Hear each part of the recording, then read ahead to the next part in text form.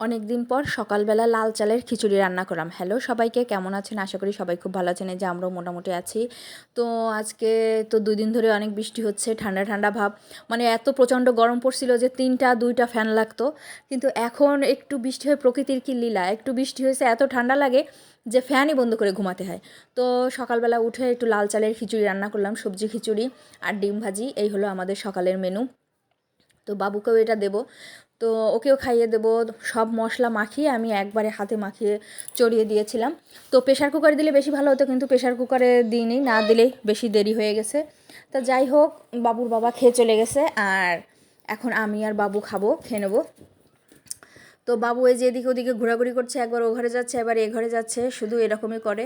তো দুপুরবেলা একটু ঠান্ডা পড়ছে বিধায় বর্ণ বাবাকে বললাম যে একটু কাচ্চি বিরিয়ানি নিয়ে আসো, কাচ্চি খাই। তা আমাদের দুজনের জন্য 2টা কাচ্চি নিয়ে আসলো। আর বাবুকে তো এটা খাবো না, বাবুর জন্য সাদা ভাত রান্না করছি, বাবু সেটাই খাবে। আর এই যে সুগন্ধা থেকে কাচ্চি বিরিয়ানি নিয়ে আসলো 2 প্যাকেট।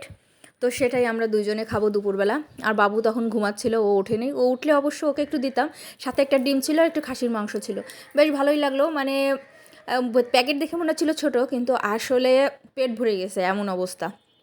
আবার একটু বোরহানিও নিয়ে আসছিলো, তাও একটু খেয়েছিলাম।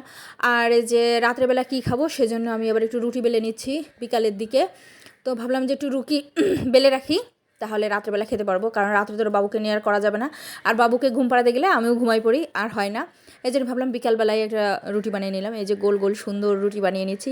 আমার রুটিটা বেশ গোল হয়। যাই হোক, নিজের প্রশংসা নিজেই করলাম। তো ঠিক আছে, টাটা, বাই বাই।